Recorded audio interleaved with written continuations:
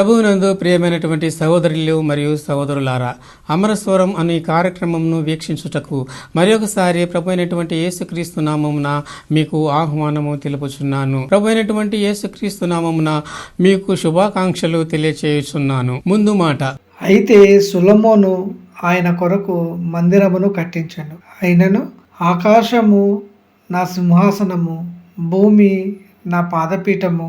మీరు నా కొరకు ఎలాంటి మందిరము కట్టుదురు? నా విశ్రాంతి స్థలమేది? ఇవన్నీ నా హస్తకృత్యములు కావా అని ప్రభువు చెప్పుచున్నాడు అని ప్రవక్త పలికిన ప్రకారము సర్వోన్నతుడు హస్తకృతాలయంలో నివసింపడు. అపోస్తుల కార్యములు 7వ అధ్యాయము 47 నుండి 50 వచనములు. వాక్య పఠనము. యోహాను రాసిన సువార్త 14వ అధ్యాయము 6వ వచనము. యేసు, నేనే మార్గమును సత్యమును జీవమును, నా ద్వారానే తప్ప ఎవడును తండ్రి యొద్దకు రాడు. కాబట్టి మన ప్రభు అయినటువంటి యేసుక్రీస్తు ఇక్కడ ఏమని చెబుతున్నాడంటే, నేనే మార్గమును, నేనే సత్యమును, నేనే జీవమును అని చెబుతూ ఉంటున్నాడు. ఫిలిప్పు యేసు ప్రభువును అడుగుతున్నాడు, ప్రభువా, నీవు ఎక్కడికి వెళ్తున్నావో మరి మాకు ఏ విధముగా తెలియను అని ఫిలిప్పు ప్రశ్నించినప్పుడు, ఇదిగో మరి నేనే మార్గమును, నేనే సత్యమును, నేనే జీవమును అని ప్రభువు చెబుతున్నట్టుగా మనం చూస్తుంటున్నాం. ఈ వాక్యమును ఆధారం చేసుకుని మనము నేనే జీవమును అనే అంశాన్ని గురించి మనము ధ్యానము చేసుకునేదము. నేటి ధ్యానాంశము నేనే జీవము. మన ప్రభు అయినటువంటి యేసుక్రీస్తు జీవముగా ఉంటున్నాడు. జీవమనగా ప్రాణము, జీవమనగా తత్వము, జీవమనగా స్వరూపము, జీవమనగా పరమాత్మ సంబంధమైనది, జీవము గల దేవుడు అని మనం చూస్తుంటున్నాము. క్రీస్తును కూడా జీవము అని దేవుని యొక్క వాక్యం పిలుస్తుంది. ఆయన జీవము శాశ్వతమైనటువంటి జీవముగా దేవుని యొక్క వాక్యంలో మనం చూస్తుంటున్నాము. కాబట్టి ఆయన మార్గమైంటున్నాడు, సత్యమైంటున్నాడు, జీవమైంటున్నాడు. ఆయన ఎవరికి జీవమైంటున్నాడు? మరణించినటువంటి వారికి జీవమైంటున్నారు. ఎవరు మరణించినారు? పాపము చేసినటువంటి వారు మరణించి ఉంటున్నారు. వారు మరణించటం వలన నరక శిక్షకు వారు పాత్రులైంటున్నారు. ఆ నరక శిక్ష నుండి వారిని తప్పించవలెనంటే వారిని జీవితులనుగా చేయవలెను. వారిని జీవితులనుగా చేయవలెనంటే వారికి జీవము కావలెను. వారికి జీవముగానే మన ప్రభు అయినటువంటి యేసుక్రీస్తు ఈ లోకంలోనికి వచ్చి ఉన్నాడు. మార్గముగా వచ్చి ఉన్నాడు, సత్యముగా వచ్చి ఉన్నాడు, ఆయన జీవముగా వచ్చి ఉన్నాడు. జీవముగా వచ్చి పాపముల చేతను అపరాధముల చేతను చచ్చినటువంటి మనుషులను ఇదిగో తన శిలువ యొక్క రక్తము ద్వారా ఆయన తిరిగి బ్రతికించినాడు. వారిని పరలోకములకు యోగ్యులనుగా చేసినాడు అన్నటువంటి విషయాన్ని ఇక్కడ మనం చూస్తుంటున్నాము.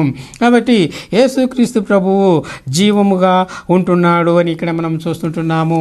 యేసుక్రీస్తే ఈ లోకానికి జీవము. అదే యోహాను సువార్త 1వ అధ్యాయము 4వ వచనములో మనము చూసినట్లయితే, ఆయనలో జీవముండెను. ఎవరిలో జీవముండెను? వాక్యమైనటువంటి యేసుక్రీస్తులో జీవముండెను. ఆది యందు ఏ వాక్యమైతే దేవుని యొద్ద ఉన్నదో ఆ వాక్యము మరి శరీరధారిగా ఈ లోకములో ప్రత్యక్షమైనది. ఏ వాక్యమైతే ఈ లోకములో శరీరధారిగా ప్రత్యక్షమైనదో ఆయనలో జీవముండెను. అందుకే ప్రభు అయినటువంటి యేసుక్రీస్తు నేనే జీవమును అని ఆయన చెప్పి ఉంటున్నాడు. ఆయనలో జీవముండెను. ఆ జీవమును మరి ఆయన మనుషులకు అనుగ్రహిస్తూ ఉంటున్నాడు. ఆయనలో జీవముండెను, ఆ జీవము మనుషులకు వెలుగై ఉండెను అన్నటువంటి విషయాన్ని ఇక్కడ మనం గమనిస్తుంటున్నాము. యేసుక్రీస్తు ప్రభువు జీవముగా ఉంటున్నాడు. ఆయనలో ఉన్నటువంటి జీవము మనుషులకు వెలుగై ఉంటున్నది. మనుషులు ఎక్కడ ఉంటున్నారు? మనుషులు చీకటిలో ఉంటున్నారు. ఏ చీకటిలో ఉంటున్నారు? పాపమనే చీకటిలో ఉంటున్నారు. పాపమనే చీకటిలో ఉండి ఎక్కడికి వెళ్ళవలేనో వారికి తెలియక ఇదిగో పాపము చేత వారి యొక్క మనోనేత్రములు గుడ్డితనమును కలుగజేసుకొని వారి ఈ లోకములో సంచారము చేస్తూ ఉన్నారు. వారు ఎక్కడికి వెళుతున్నారో వారికి తెలియదు. వారి మనసుతో ఏమి చూస్తున్నారో వారికి తెలియదు. ఏమి వింటున్నారో వారికి తెలియదు. ఏమి గ్రహిస్తున్నారో వారికి తెలియదు. ఏమి చేస్తున్నారో వారికి తెలియదు. కారణం ఏంటంటే యుగ సంబంధమైనటువంటి దేవత వారి యొక్క మనోనేత్రములకు గుడ్డితనము కలుగజేసినందువలన ఆ గుడ్డితనము వలన యేసుక్రీస్తునందు వెలుగుగా ఉన్నటువంటి జీవాన్ని వారు ఏమాత్రం కూడా చూడలేకపోతున్నారు. ఆ జీవాన్ని వాళ్ళు చూడలేకపోతున్నందువలన పొందలేకపోతున్నారు అన్నటువంటి విషయాన్ని మనము గమనిస్తున్నాము. అందుకే ఆయనలో జీవముండెను, ఆ జీవము లోకమునకు వెలుగై ఉండెను. కాబట్టి యేసుక్రీస్తు ప్రభు వెలుగుగా ఉంటున్నాడు. పాపమనే చీకటిలో నుంచి మరి జీవమనేటటువంటి వెలుగులోనికి నడిపించిన వెలిగించుచున్నటువంటి వెలుగా మన ప్రభు అయినటువంటి యేసుక్రీస్తు ఈ లోకంలోనికి వచ్చి ఉన్నాడు. ఈ వెలుగైనటువంటి యేసు ప్రభువును వెంబడించినటువంటి వారు వెలుగు సంబంధులై ఇదిగో తేజోమయమైనటువంటి ఆ యొక్క రాజ్యంలోనికి, అనగా పరలోక రాజ్యంలోనికి, జ్యోతిర్మయుడగు దేవుడు ఉన్నటువంటి ఆ యొక్క పరలోక రాజ్యంలోనికి ప్రవేశించుదురు అని దేవుని యొక్క వాక్యంలో మనం చూస్తుంటున్నాము. అయితే 5వ వచనంలో మనం చదివినప్పుడు ఆ వెలుగు చీకటిలో ప్రకాశించుచున్నది, కానీ చీకటి దాన్ని గ్రహింపకుండెను. ఆ వెలుగు అనగా ఆ జీవము చీకటిలో ప్రకాశించుచున్నది. వెలుగు చీకటిలో ప్రకాశించుచున్నది. చీకటి ఉన్నది కనుకనే వెలుగు అంటే ఏమిటో తెలియచున్నది. అదే విధంగా వెలుగు ఉన్నది కనుకనే చీకటి అంటే ఏమిటో తెలియచున్నది. చీకటి అనగా పాపము. చీకటి యొక్క అధిపతి సాతాను. వాని యొక్క అనుచరులు పాపము చేయనటువంటి వారు. వారి యొక్క అనుచరులు వానితో పాటు శిక్షకు అర్హులైనటువంటి వారుగా కనబడుతుంటున్నారు. కాబట్టి ఈ విధముగా ఆ వెలుగు లోకములో ఉండెను అని చెప్పేసి మనం చూస్తుంటున్నాము. ఆ వెలుగు చీకటిలో ప్రకాశిస్తున్నది కానీ చీకటి దాన్ని గ్రహింపకుండెను. వెలుగు చీకటిలో ప్రకాశిస్తుంది, అయితే చీకటి దానిని గ్రహింపకుండెను. ఎందుకు గ్రహింపకుండెను అంటే దాని యొక్క మనోనేత్రములకు యుగ సంబంధమైనటువంటి దేవత గుడ్డితనమును కలుగజేసి ఉంటున్నాడు. కాబట్టి ఈ యొక్క గుడ్డితనం నుండి విడుదల పొందవలెనంటే ఇదిగో క్రీస్తు యొక్క సువార్త ప్రకాశమును వారు పొందవలసినటువంటి వారుగా ఉన్నారు. క్రీస్తు యొక్క సువార్త ప్రకాశము చేత తమ యొక్క హృదయాలను వెలిగించుకొని, తమ యొక్క మనసులను వెలిగించుకొని, తమ యొక్క ఆలోచనలను వెలిగించుకొని, తమలో ఉన్నటువంటి నమ్మకాన్ని, విశ్వాసాన్ని వెలిగించుకొని వారి లోకంలో జీవించవలసినటువంటి వారుగా ఉన్నారు. ఆ విధముగా జీవించినప్పుడు ఇదిగో ఆ చీకటిలో ఉన్నటువంటి వారు వెలుగును చూడగలుగుతారు, చూడబోతున్నారు అన్నటువంటి విషయాన్ని మనం గ్రహిస్తున్నాము. కావున ఇదిగో వెలుగు లోకములో ఉండెను గాని చీకటి దానిని గ్రహింపకుండెను. కావున ఈ వాక్యం వింటున్నటువంటి నీవు ఎక్కడ ఉన్నావు? చీకటిలో ఉన్నావా? అయితే వెలుగు ప్రకాశిస్తోంది. ఆ వెలుగును చూడు. ఆ వెలుగును చూడవలెనంటే నీ యొక్క మనోనేత్రములు వెలిగింపబడవలెను. నీ యొక్క మనోనేత్రములు వెలిగింపబడవలెనంటే ఇదిగో క్రీస్తు యొక్క సువార్త ప్రకాశాన్ని నీవు అంగీకరించవలెను. యేసుక్రీస్తు యొక్క సువార్తను వినవలెను. ఆయన యందు విశ్వాసం ఉంచవలెను. ఆయన రక్షకుడు, ఆయన విమోచకుడు, ఆయన దేవుని కుమారుడు. ఇదిగో పరలోకములో నుంచి దిగి వచ్చినటువంటి ఏకైక దేవ కుమారుడు. ఇదిగో ఆయన మానవుల యొక్క పాపముల కోసము ఈ లోకములో రక్తము చిందించి సిలువలో ప్రాణము పెట్టి బలియాగము చేసి ఇదిగో ఆ రక్తము ద్వారా మానవులందరినీ ఆ యొక్క చీకటిలో నుంచి, ఆ యొక్క పాపములో నుంచి విడిపించుటకు ఆయన ఈ లోకములోనికి వెలుగుగా వచ్చి ఉంటున్నాడు. ఆ శిలువ పైన బలి అయి ఉంటున్నాడు. కావున నీవు వెలుగును చూడవలేనంటే, ఆ యొక్క విమోచనమును పొందవలేనంటే నీ యొక్క మనోనేత్రములు వెలిగింపబడవలెను. అనగా నీ యొక్క మనస్సును యేసుక్రీస్తు శిలువలో కార్చినటువంటి ఆ యొక్క రక్తంతో కడుగుకొని శుద్ధి చేసుకొనవలెను. ఆ విధముగా శుద్ధి చేసుకున్నప్పుడు ఎప్పుడైతే యేసుక్రీస్తు యొక్క రక్తము నీ యొక్క మనసును తాకుతుందో వెంటనే నీ యొక్క మనసునకు కలిగినటువంటి ఆ యొక్క అంధకారము, నీ మనస్సుకు కలిగినటువంటి ఆ యొక్క గుడ్డితనము మరి పోతుంది, పటాపంచలైపోతుంది. ఇదిగో నీ యొక్క మనోనేత్రములు వెలిగింపబడుతాయి. ఇదిగో నీ మీద వెలుగు ప్రకాశిస్తుంది.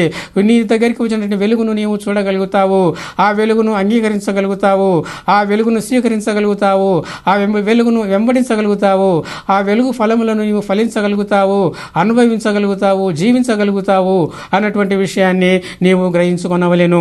కావున ఇక్కడ మనము చూసినట్లయితే ఆ వెలుగు చీకటిలో ప్రకాశించుతున్నది కానీ చీకటి దానిని గ్రహింపకుండెను అన్నటువంటి విషయాన్ని ఇక్కడ మనము చూస్తుంటున్నాము. ఇంకా మనం చూసినట్లయితే దేవుని యొద్ద నుండి పంపబడిన ఒక మనుష్యుడు ఉండెను. అతని పేరు యోహాను. అతని మూలముగా అందరూ విశ్వసించున్నట్లు అతడు ఆ వెలుగును గురించి సాక్ష్యం ఇచ్చుటకు సాక్షిగా వచ్చెను.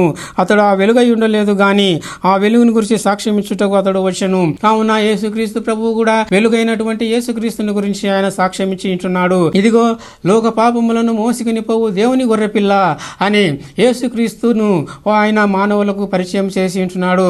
యేసుక్రీస్తును దేవుని కుమారుడుగా ఆయన పరిచయం చేసి ఉంటున్నాడు. ఇదిగో యేసుక్రీస్తును పరలోకం నుంచి దిగి వచ్చినటువంటి వాడుగా యోహాను పరిచయం చేసినటువంటి వాడుగా ఉంటున్నాడు. కాబట్టి నిజమైనటువంటి వెలుగు యోహానుగా ఉండలేదు. అయితే నిజమైనటువంటి వెలుగు యేసుక్రీస్తు. యేసుక్రీస్తే నిజమైన వెలుగని యోహాను యూదులకు సాక్ష్యం ఇచ్చినప్పటికీ వారు ఆ సాక్ష్యమును అంగీకరించలేకపోయినారు. యేసుక్రీస్తును వెలుగుగా నమ్మలేకపోయినారు. యేసుక్రీస్తును వెలుగుగా స్వీకరించలేకపోయినారు, అంగీకరించలేకపోయినారు, నమ్మలేకపోయినారు. అందువలననే వారు తమ యొక్క పాపములలోనే నిలిచిపోయినటువంటి వారుగా కనబడుచున్నారు. అయితే 9వ వచనంలో మనం గమనించినప్పుడు నిజమైన వెలుగు ఉండెను, అది లోకంలోనికి వచ్చుచు ప్రతి మనిషిని వెలిగించుచున్నది. కావున వెలుగు యొక్క స్వభావం ఏమిటంటే మరి ఒకరిని వెలిగించుటము, చీకటిని తొలగించుటము, తొలగించటము, చీకటిని పోగొట్టటము, చీకటిని తరిమి వేయటము అని మనం చూస్తుంటున్నాము. కాబట్టి వెలుగుకు చీకటికి ఏ మాత్రం కూడా సంబంధం లేదు. ఆ విధముగా మరి ఆ యొక్క వెలుగు చీకటిని పారద్రోలుతున్నది. ఈ వెలుగు మరి నీలో ఉన్నటువంటి చీకటిని పారద్రోలు వెలుగుగా ఉంటున్నది. నీలో ఉన్నటువంటి పాపమును పారద్రోలుగా వెలుగుగా ఉంటున్నది. నీలో ఉన్నటువంటి ఆ యొక్క అపరాధములన్నింటినీ కూడా తుడిచివేయనటువంటి వెలుగా, అనగా చీకటి అయినటువంటి పాపము, అపరాధము, శాపము అయినటువంటి వీటన్నిటిని కూడా తొలగించినటువంటి వెలుగుగా మన ప్రభు అయినటువంటి యేసుక్రీస్తు ఉంటున్నాడు. ఆయన వెలిగించినటువంటి వాడుగా ఉంటున్నాడు. అయితే ఈ రోజు నీలో చీకటి ఉందా? నీలో పాపము ఉందా? ఇదిగో నీవు అపరాధముల చేత మరి చచ్చినటువంటి వాడుగా ఉంటున్నావా? దేవుని తెలుసుకున్నటువంటి వాడుగా ఉంటున్నావా? వెలుగును చూడలేనటువంటి వాడిగా ఉంటున్నావా? అయితే ఈ రోజు ప్రభు అయినటువంటి యేసుక్రీస్తు దగ్గరికి నీవు రావలెను. దగ్గరికి వచ్చినట్లయితే ఆయన వెలుగునే ఉంటున్నాడు కాబట్టి ఆయన నిన్ను వెలిగిస్తాడు. అనగా నీలో ఉన్నటువంటి పాపములను తొలగిస్తాడు, నీలో ఉన్నటువంటి శాపములను తొలగిస్తాడు, నీలో ఉన్నటువంటి అపరాధములను తొలగిస్తాడు, నిన్ను పవిత్రునిగా చేస్తాడు. తన యొక్క రక్తం చేత నిన్ను కడిగి శుద్ధి చేసి నిన్ను కూడా వెలుగుగా చేస్తాడు. ఈ లోకమునకు నిన్ను వెలుగుగా చేస్తాడు. ఆయన వెలుగై ఉంటున్నాడు, నిన్ను కూడా ఆయన వెలుగుగా చేస్తాడు అని దేవుని యొక్క వాక్యంలో మనం చూస్తుంటున్నాము. ఆ విధముగా నీవు వెలుగుగా మారినట్లయితే వెలుగైనటువంటి యేసుక్రీస్తుతో కూడా నీవు సదాకాలము జీవించదవు అన్నటువంటి విషయాన్ని నీవు గ్రహించుకొనవలెను. కావున ఇక్కడ మనం చూసినప్పుడు ఆయన లోకములో ఉండెను, లోకం ఆయన మూలముగా కలిగెను, కానీ లోకం ఆయనను తెలుసుకొనలేదు. వెలుగైనటువంటి యేసుక్రీస్తు చీకటి అయినటువంటి ఈ లోకంలోనికి, పాపపు ఇష్టమైనటువంటి ఈ లోకంలోనికి వచ్చి ఉంటున్నాడు. అయితే చీకటిలో ఉన్నటువంటి జనులు, పాపములో ఉన్నటువంటి జనులు, పాపములో నివసిస్తున్నటువంటి జనులు, పాపములో బ్రతుకుతున్నటువంటి జనులు ఏ విధముగా ఉన్నారంటే ఆయనను తెలుసుకొనలేకపోతున్నారు అని చెప్పేసి మనం చూస్తున్నాము.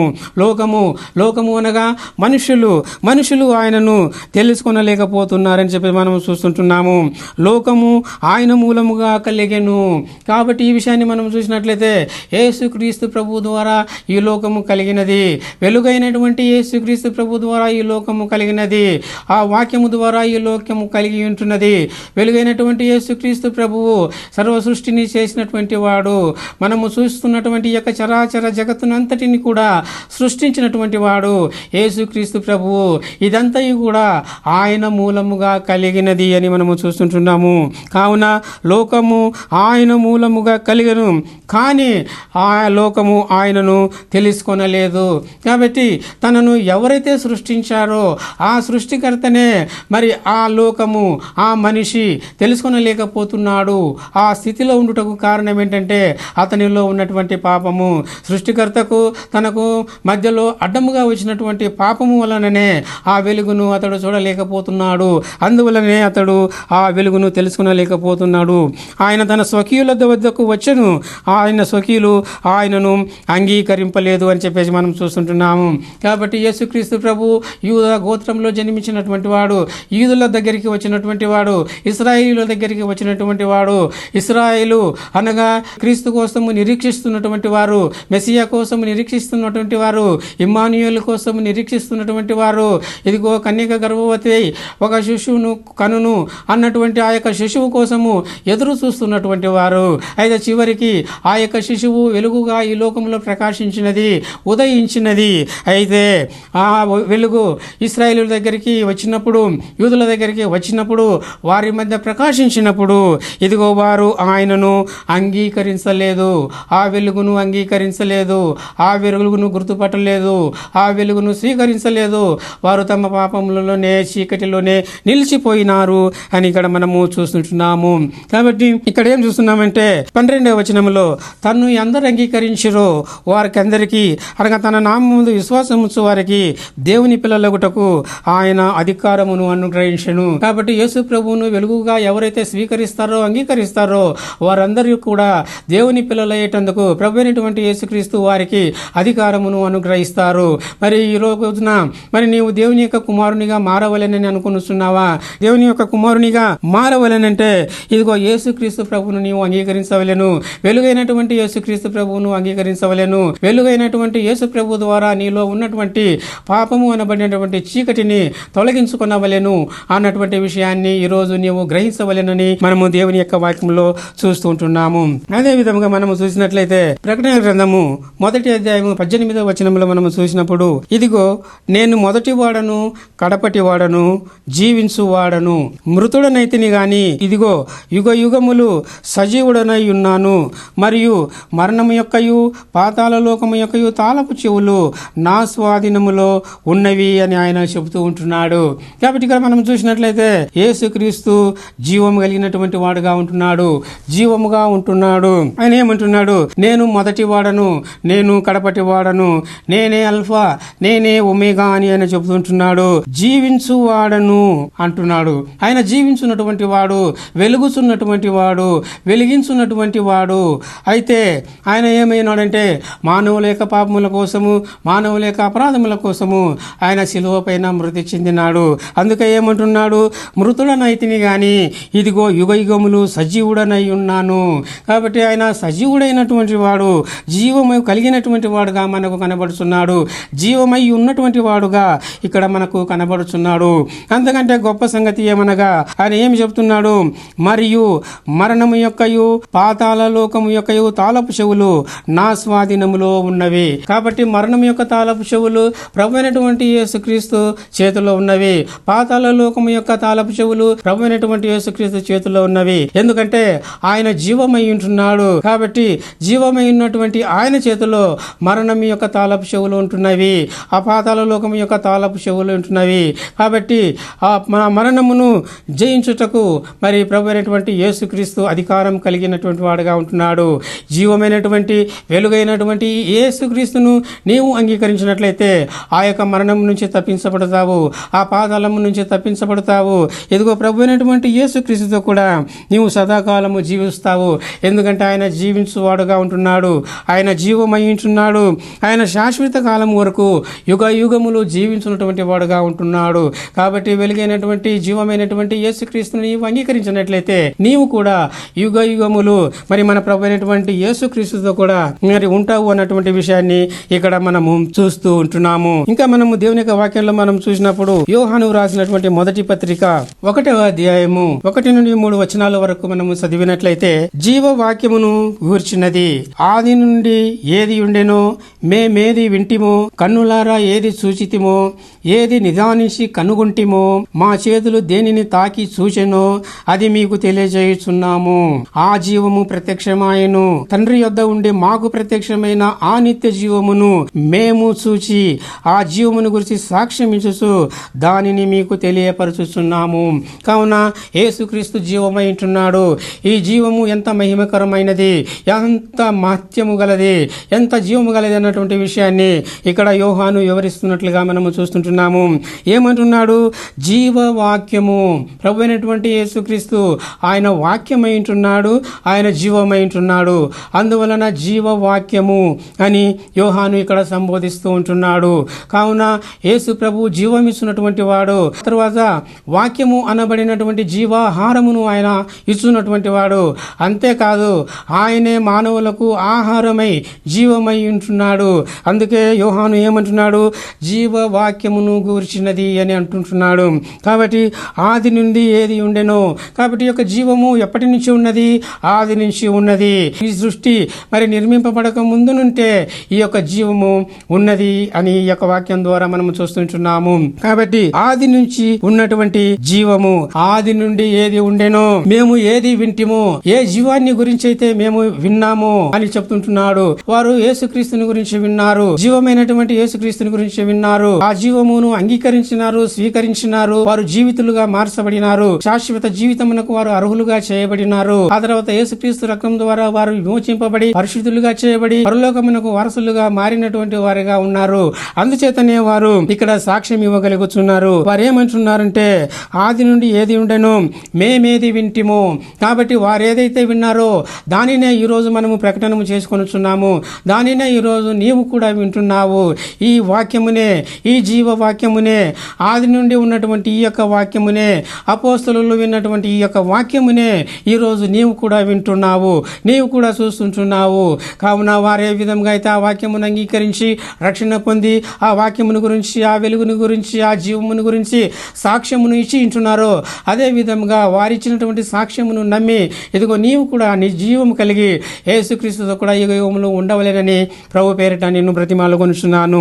కావున ఏమంటున్నారు? మేమేది వింటమో, కన్నులారా కన్నులారా ఏది చూచుచుమో ఆ యొక్క జీవాన్ని వారు కన్నులారా చూసినారు. వారు కన్నులారా చూచినటువంటి ఆ యొక్క జీవము, ఆ జీవాన్ని గురించి వారు సాక్ష్యం ఇస్తూ ఉంటున్నారు. ఆ తర్వాత ఏది నిదానించి కనుగొంటిమో, ఏ జీవాన్ని అయితే వాళ్ళు చూసినారో ఆ యొక్క జీవాన్ని నిదానించి వారు చూచి పరిశీలనము చేసి లేఖనాలతో ఆ యొక్క జీవాన్ని సరిపోల్చుకొని చూసుకొని ఇదిగో దానిని కనుగొనినటువంటి వారుగా కనబడుతూ ఉంటున్నారు. కాబట్టి నిదానించి కనుగొంటిమో మా చేతులు దేనిని తాకి చూచెను. కాబట్టి వారి యొక్క చేతులు ఆ యొక్క జీవమును తాకి చూచినట్లుగా మనము చూస్తూ ఉంటున్నాము. కాబట్టి ఈ తోమా కూడా ప్రభువైనటువంటి యేసుక్రీస్తు పునరుత్థానుడై లేచిన తర్వాత ఇదిగో ఆయన యొక్క చేతులలో చేయబడినటువంటి గాయములలో, ఆయన ప్రక్కలో చేయబడినటువంటి గాయములలో వేలు పెట్టి చూసి ఇదిగో నమ్మినటువంటి కనబడుచుంటున్నాడు. కాబట్టి వారు ఆ యొక్క జీవమును తాకినటువంటి వారు, ఆ యొక్క జీవమును ముట్టినటువంటి వారు, ఆ జీవమును మరి పొందినటువంటి వారుగా కనబడుచు ఉంటున్నారు. కాబట్టి ఇక్కడ మేము దేనిని తాకి చూచితమో అది మీకు తెలియచేయుచున్నాము, దానినే మీకు తెలియజేయుచున్నాము. మేము ఏదో కాల్పనికమైనటువంటి జీవాన్ని గురించి మీకు తెలియజేయటం లేదు. మేము జీవవాక్యముని గురించి తెలియజేస్తుంటున్నాము. ఆది నుంచి ఉన్నటువంటి వాక్యాన్ని గురించి తెలియజేస్తున్నాము. కన్నులారా చూచినటువంటి జీవాన్ని గురించి మేము మీకు తెలియజేస్తుంటున్నాము. నిదానించి కనుగొనినటువంటి జీవాన్ని గురించి మీకు తెలియజేస్తూ ఉంటున్నాము. మేము తాకి చూచినటువంటి జీవాన్ని గురించి మీకు తెలియజేస్తూ ఉంటున్నాము. కావున ఇటువంటి జీవవాక్యమును మీరు అంగీకరించుట ఎంతో ముఖ్యమైనటువంటి విషయాన్ని ఇక్కడ యోహాను మనకు తెలియజేస్తూ ఉంటున్నాడు. ఇంకా ఏమంటున్నాడు? ఆ జీవము ప్రత్యక్షమాయెను, ఆ జీవము ప్రత్యక్షమాయెను అని మనం చూస్తుంటున్నాము. యేసుక్రీస్తు ప్రభు ఈ లోకంలో ప్రత్యక్షమైనాడు. ఆయన జీవముగా ప్రత్యక్షమైనాడు. పాపముల చేత మరణించినటువంటి వారిని తిరిగి జీవింప చేయుటకు పరలోకంలో నుంచి ఆయన దిగి వచ్చిన జీవముగా ప్రత్యక్షమై ఉంటున్నాడు. ఆ తర్వాత ఏమంటున్నాడు? తండ్రి యొద్ద ఉండి మాకు ప్రత్యక్షమైన ఆ నిత్య జీవమును మేము చూచి ఆ జీవమును గురించి సాక్ష్యం ఇచ్చుచు దానిని మీకు తెలియచేస్తున్నాము. ఆ జీవము తండ్రి వద్ద ఉన్నది. తండ్రి వద్ద ఉన్నటువంటి ఆ జీవము ఇదిగో భూలోకంలోనికి దిగి వచ్చి ఉన్నది. భూలోకంలోనికి దిగి వచ్చి ఉన్నటువంటి ఆ యొక్క జీవమును మేము చూసినటువంటి వారమై మీకు సాక్ష్యం ఇస్తున్నాము. కావున మీరు ఆ జీవమును నమ్మవలెను, మీరు ఆ జీవమును అంగీకరించవలెను, స్వీకరించవలెను. ఆ జీవం ద్వారా మీరు జీవితులుగా మారబడవలెను. ఇదిగో ఆ జీవం ద్వారా మరణంలో నుంచి మీరు తిరిగి పునరుత్థాన స్థితిలోనికి మీరు రావలెను.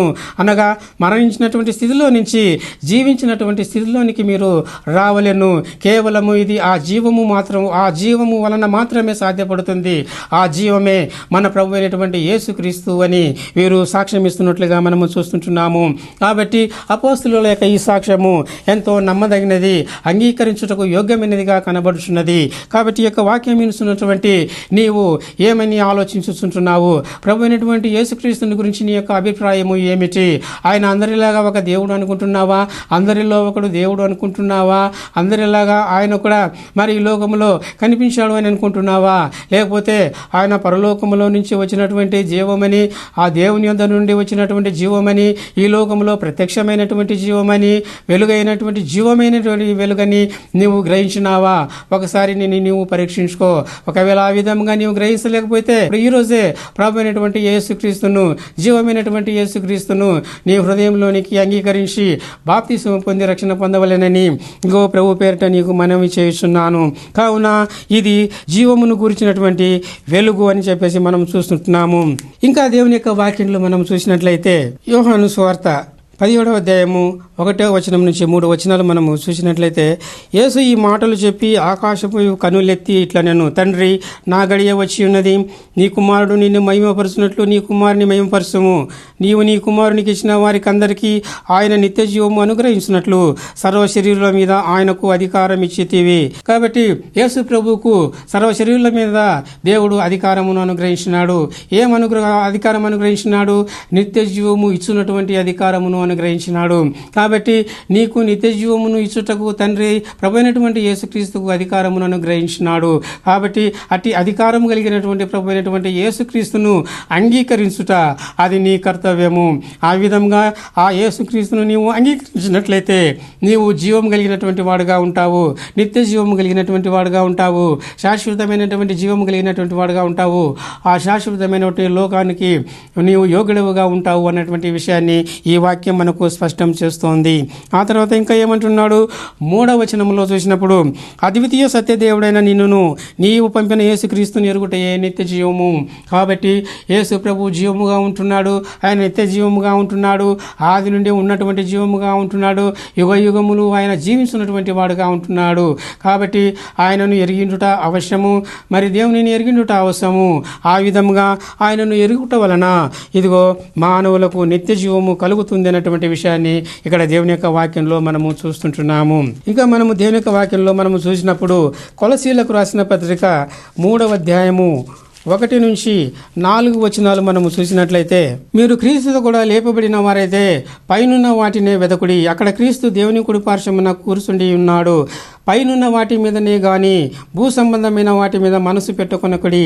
ఏలైనగా మీరు మృతి పొందితిరి, మీ జీవము క్రీస్తుతో కూడా దేవుని యందు దాచబడి ఉన్నది. మనకు జీవమై ఉన్న క్రీస్తు ప్రత్యక్షమైనప్పుడు మీరును ఆయనతో కూడా మహిమ యందు ప్రత్యక్షపరచబడుదురు. కాబట్టి ఇక్కడ ప్రభు అయినటువంటి యేసుక్రీస్తు జీవముగా కనబడుచు ఉంటున్నాడు. మనకు జీవమైనటువంటి యేసుక్రీస్తు అని చెప్పేసి ఇక్కడ మనము చూస్తూ ఉంటున్నాము. మనకు జీవమైనటువంటి యేసుక్రీస్తు ప్రత్యక్షమైనటువంటి జీవముగా మనకి ఇక్కడ కనబడుచుంటున్నాడు. కావున మీరు క్రీస్తు కూడా లేపబడిన వారైతే పైనున్న వాటినే వెదకుడి, ఎక్కడ క్రీస్తు దేవుని కుడి పార్శ్వమందు కూర్చొని ఉన్నాడు. కావున యేసుక్రీస్తు ప్రభువు ఈ లోకంలోనికి వచ్చి మరణించి సమాధి చేయబడి పునరుత్థానుడై తిరిగి లేచి పరలోకమునకు ఆరోహణమై అత్యున్నతమైనటువంటి స్థానమునకు హెచ్చింపబడి దేవుని యొక్క కుడి పార్శ్వమందు ఆయన ఆసీనుడై ఉంటున్నాడు. కావున మీ యొక్క మనసులను అక్కడ పెట్టుకొనవలెను. ఎందుకనగా ఆయన జీవమై ఉంటున్నాడు. జీవమైనటువంటి యేసుక్రీస్తు పరలోకమందు ఎదుగో తండ్రి కుడి పార్శ్వమందు ఆసీనుడై ఉంటున్నాడని మనం చూస్తుంటున్నాము. కాబట్టి అదే 4వ వచనంలో మనము చూసినప్పుడు, మనకు జీవమైన యేసుక్రీస్తు ప్రత్యక్షమైనప్పుడు మీరును ఆయనతో కూడా మహిమయందు ప్రత్యక్షపరచబడుదురు. కాబట్టి యేసుక్రీస్తు ప్రభు రెండవసారి ఈ లోకంలో ప్రత్యక్షం కానున్నాడు. ఆయన ప్రత్యక్షమైనప్పుడు మహిమలో మీరు కూడా ఆయనతో కూడా ప్రత్యక్షపరచబడుదురు. ఆ విధంగా ప్రత్యక్షపరచబడుటకు మరి నీవు ఇష్టపడుతున్నావా?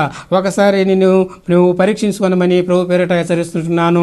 కాబట్టి సహోదరులారా, సహోదరులారా, ఈరోజు యేసుక్రీస్తు జీవము అన్నటువంటి విషయాన్ని గురించి మనము ధ్యానము చేసుకుని ఉన్నాము. ఆయన జీవము కలిగినటువంటి వాడు, ఆయనే జీవమైనటువంటి వాడు, ఆయన వెలుగైనటువంటి వాడు, చీకటిలో ప్రకాశిస్తున్నటువంటి వాడు, ఇదిగో చీకటి హృదయాలను వెలిగించినటువంటి వాడు, పాపమును తొలగించినటువంటి వాడు, శాపమును తొలగించినటువంటి వాడు, అపరాధములను తొలగించినటువంటి వాడు, పాపముల చేతులను అపరాధముల చేతను చచ్చినటువంటి వారిని తిరిగి బ్రతికించినటువంటి జీవమై ఉంటున్నాడు.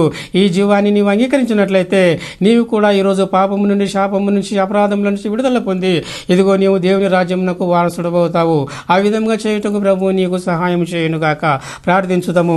పరలోకమందున్న మా తండ్రి, నిత్య జీవము గల దేవ, గొప్ప దేవ, అద్వితీయుడమైనటువంటి సత్యదేవ, మీ ఘనమైన నామమునకు మా ప్రభువైనటువంటి యేసుక్రీస్తు ద్వారా కృతజ్ఞతాస్తులు సమర్పిస్తున్నాం. ఇదిగో ప్రభువా, ఈ సమయమందు మేము జీవమైనటువంటి మీ కుమారుడైనటువంటి యేసుక్రీస్తుని గురించి ధ్యానము చేసుకుని ఉన్నాము. ఇదిగో ఈ వాక్యము విన్నటువంటి వారిలో ఇంకా ఎందరైతే తమ యొక్క అపరాధముల చేతను, పాపముల చేతను చచ్చినటువంటి వారుగా ఉన్నారో, తమ యొక్క మనోనేత్రాలను వెలిగింపబడకుండా గ్రుడ్డితనములో జీవిస్తున్నటువంటి వారుగా ఉన్నారో, వారందరూ కూడా జీవమైనటువంటి మీ యొక్క కుమారుని అంగీకరించినట్లు, జీవమైనటువంటి జీవపు వెలుగును అంగీకరించినట్లు, మనోనేత్రములు వెలిగింపబడినట్లు, మరణంలో నుంచి జీవంలోనికి దాటింపబడినట్లు వారికి మీ కృపను అనుగ్రహించమని ప్రాధేయపడుతున్నాను. తండ్రి, కృప చూపించండి, సహాయము చేయండి. ఇకపోతే ఈ వాక్యము వింటున్నటువంటి వారిలో ఎంతమంది అయితే అనారోగ్యంతో ఉన్నారో వారందరినీ స్వస్థపరచండి. మీ సాక్షులుగా, సేవకులుగా మలుచుకునండి. ఇదిగో సంకష్టములలో, బాధలలో ఉన్నటువంటి వారిని జ్ఞాపకం చేసుకొనిచున్నాము. విడుదలను ప్రసాదం చేయమని ప్రాధేయపడుచున్నాను. తండ్రి, కృప చూపించండి, దయపాలించండి. మా ప్రభు అయినటువంటి యేసుక్రీస్తు ద్వారా ప్రార్థించి వేడుకొంచున్నాము తండ్రి. Amen, amen, amen. ప్రభునందు ప్రియమైనటువంటి సహోదరులారా, సహోదరులారా, ఇంతవరకు అమరస్వరం అనే కార్యక్రమమును వినినందుకు మీకు నా హృదయపూర్వకమైనటువంటి కృతజ్ఞతలు. తిరిగి వచ్చే వారము ఇదే సమయానికి ఇదే ఛానల్లో మళ్ళీ కలుసుకుందాము. అంతవరకు సెలవు. పరిశుద్ధాత్మ మీకు తోడై ఉండునుగాక. ఆమెన్.